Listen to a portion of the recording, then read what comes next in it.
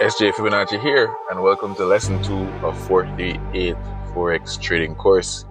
If you guys have made it to lesson 2, congratulations. Other people don't make it to lesson 2. Other people, start out on the journey and they just kind of fade along the way when it isn't as exciting as I thought, and the money isn't coming as quick as I thought. But if you guys are here, I say welcome back, and let's just get straight into it. All right, before we get started, I want to just do a quick recap of what we would have done in lesson 1.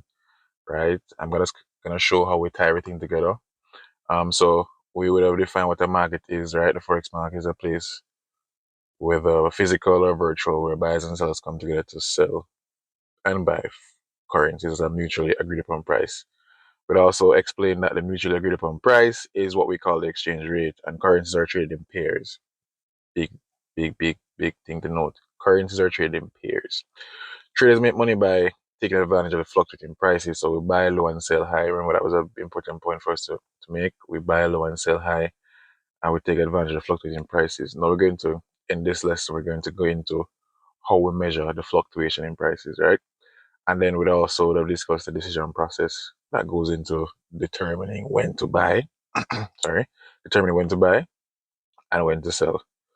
This lesson will be less of the latter point, but more so around how we measure the differences, and just trying to get up the learning curve with some of the forex terms.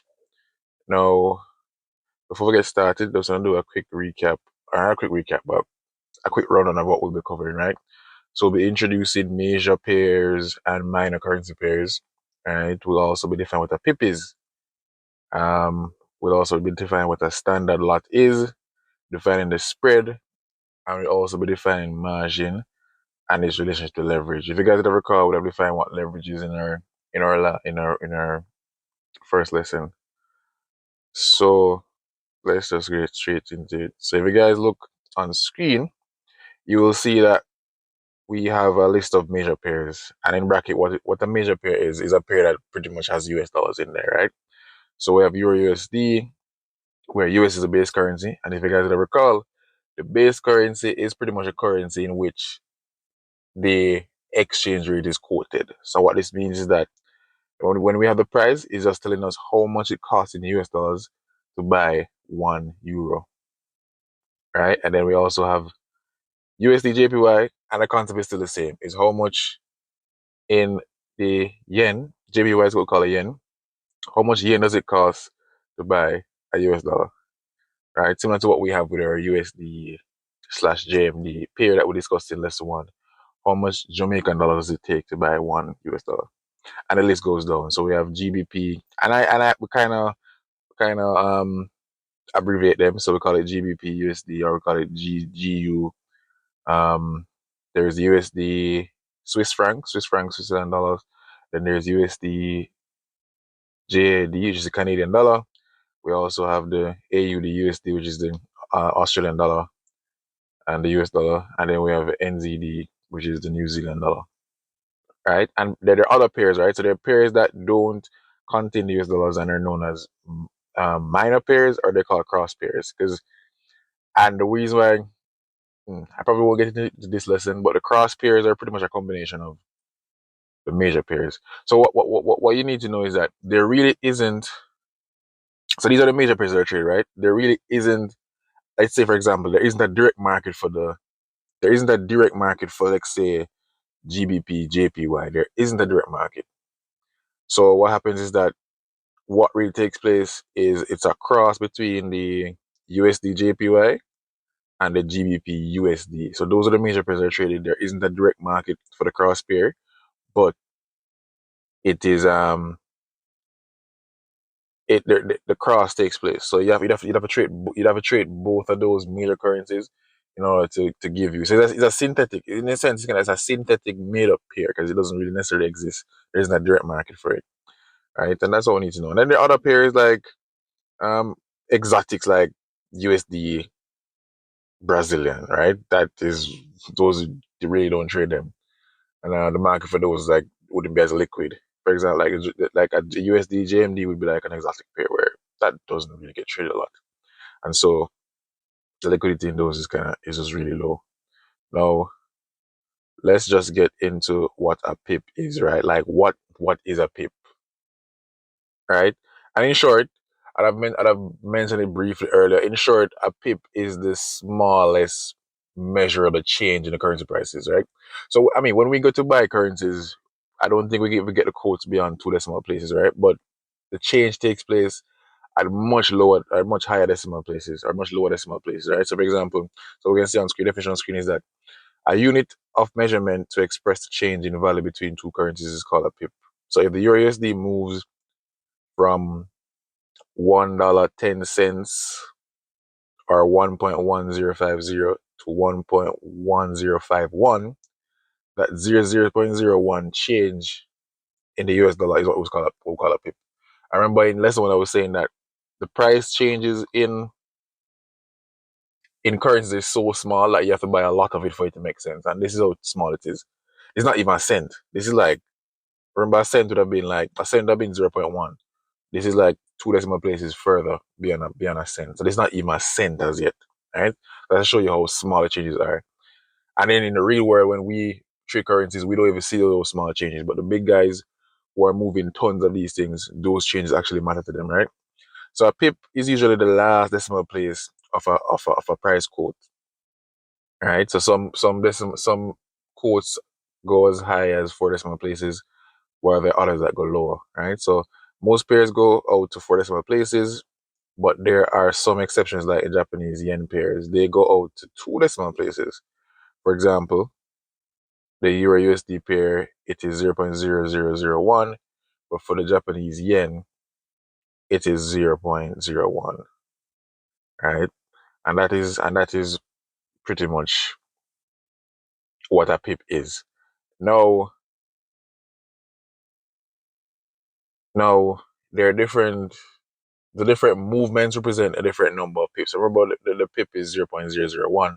Now, what we have on screen is like a guide to show us what it really looks like, right? So this one has a 5 decimal places on screen. So if you are at the fifth decimal place and the number is 1, then it'll be the point 0.1 pip. In this example, it is 2, so it'll be point of a pip. So it's a fraction of a pip, right? Um, Then if I go to the fourth decimal place, where the number is 8, this is 8 pips, right? If the number goes up to 10, then it would go to 10 pip. And it goes to 10 pip, then it moves to the third decimal. So the change would have pushed it to the third decimal place, right? So that's 30 pips. The fifth decimal place, the second decimal place would have been 100 pips. So yeah, it's really just fraction of the different changes is what we have on the screen. So for example, I mean, you're gonna see later on when I show an example of a change in the pip and the decimal place where the change took place and how much pip it translated into. And I mean, of course, for example, in the example I had earlier, I had 1.1, I had 1.1 being the price for Euro USD. You know, if that went to 2.1, which would be really crazy, it means that we'd have moved 10,000 pips. That's what that would have translated into, 10,000 pips. All right. Um, but again, I want to go further into the different. When you go for actual trading, you'll see that a pair like Euro USD doesn't move that much. You don't have a one unit change in the price. Why do you mean that from $1 to $2? You don't have that kind of change in prices in currencies. Not like Euro USD, especially because they get traded so much, right?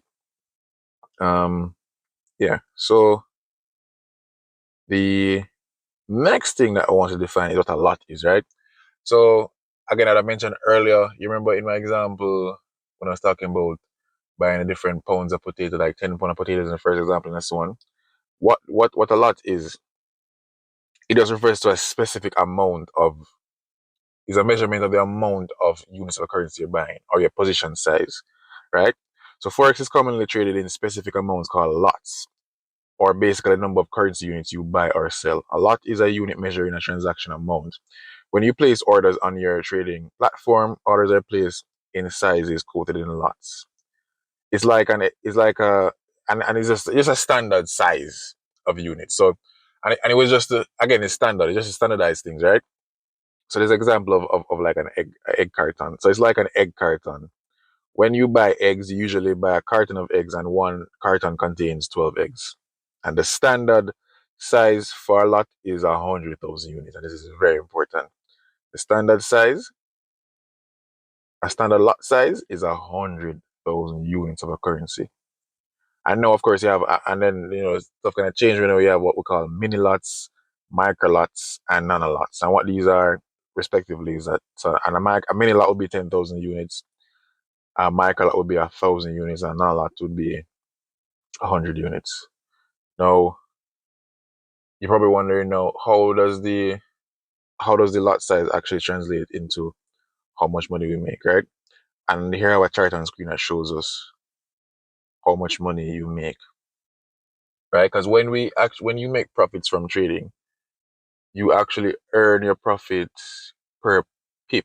So the higher the more pips the price moves, right, is the more you actually make.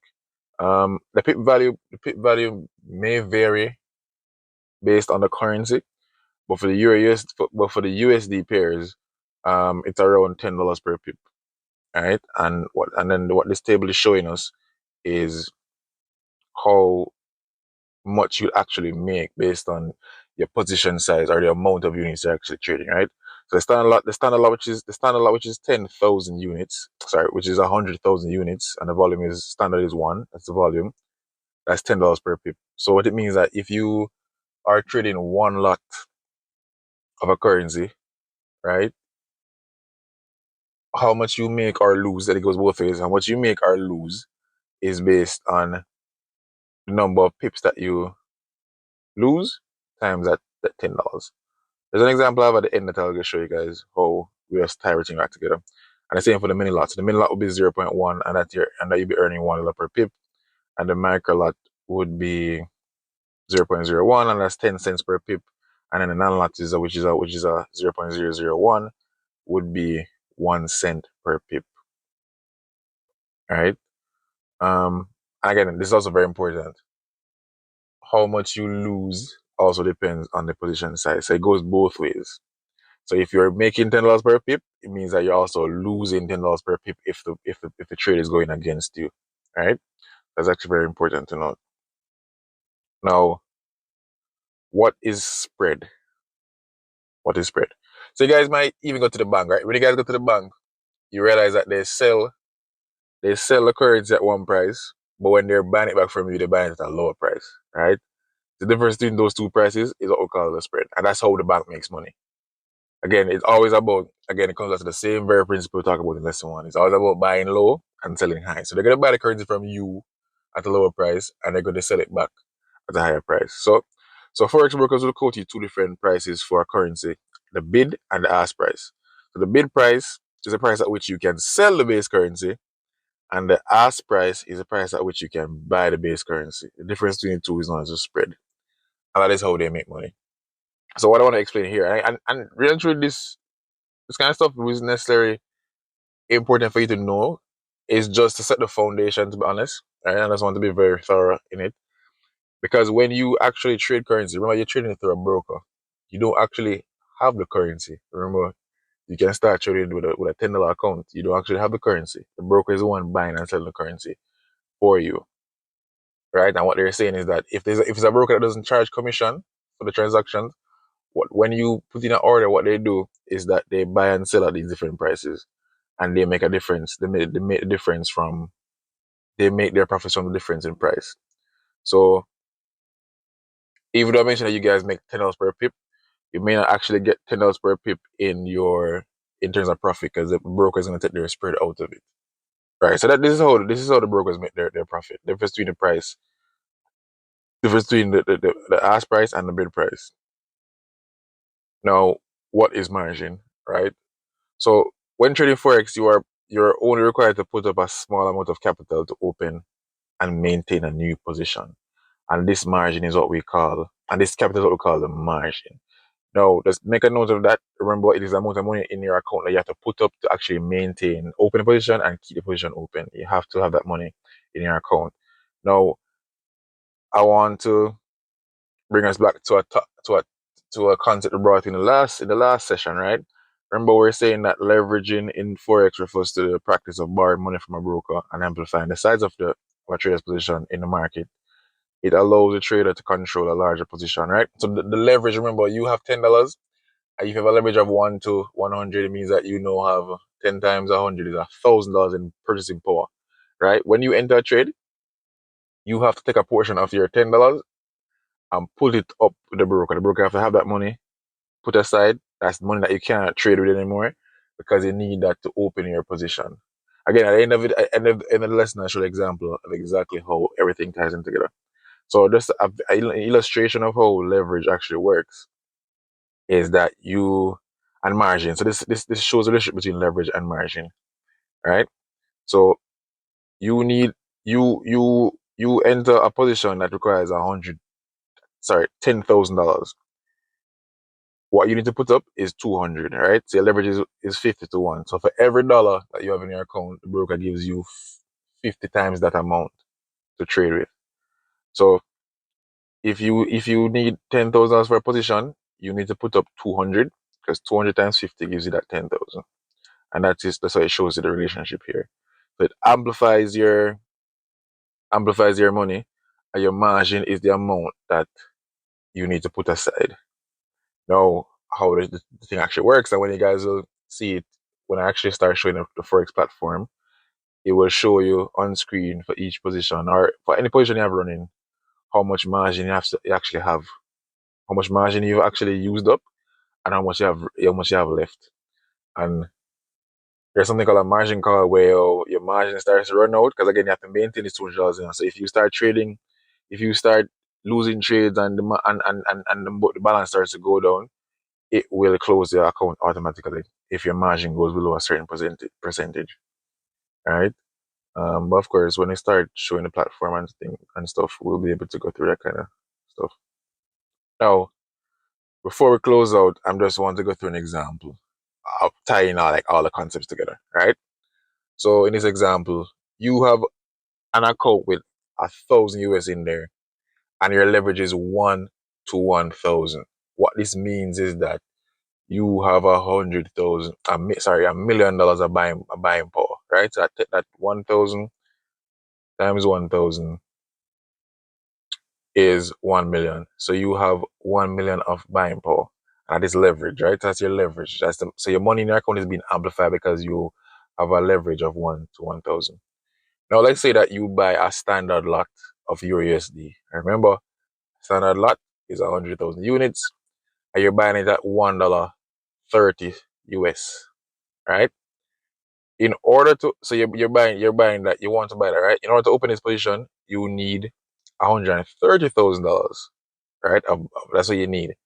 But since your leverage is 1 to 1,000, you only need to put up $130 from your account, which is your margin. So out of that $1,000, the broker can take $130 and put it aside and say, yo, you need to have this money. You can't take out this money. This money is here in order to maintain and keep this position open. So $130. Of course, remember the margin is 130. How you get 130 is right. Yeah.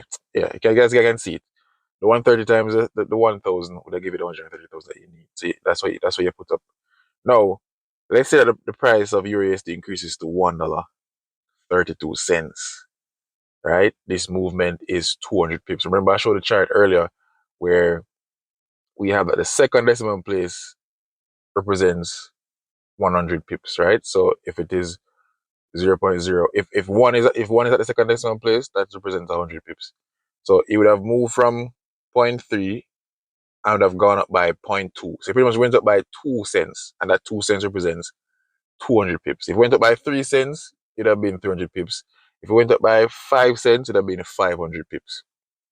Right? So the price pretty much increase in price. So increase by 200 pips or in price or 2 cents. Now, what this means that your units are now worth $132,000. Right? So you bought 400, you spent $130,000 to buy the 100,000 units. The price went up by 200 pips, and now it's only worth 132,000. You then decide to sell, And the profit you make is a difference. Remember again, guys, you buy low. So you buy low at 130 and you're selling at 132. And now you end up making $2,000, which is actually $10 per pip as shown in the table earlier. Right? So that's just tying up everything together. The spread, I didn't mention the spread here because the spread might be a little complicated. For simplicity, there was like no spread in this setup. There is no spread. All right, and that is pretty much and that's pretty much it in terms of what we do as traders, right? So now we understand what a pip is. We know what the spread is. We know what a standard lot is. We know how much money we make per. We know that we actually make money per pip. Um, yeah. So until next time, guys. Of course, if you have any questions, feel free to reach out to me, and I'll try to explain as best as I can. See you in lesson 3.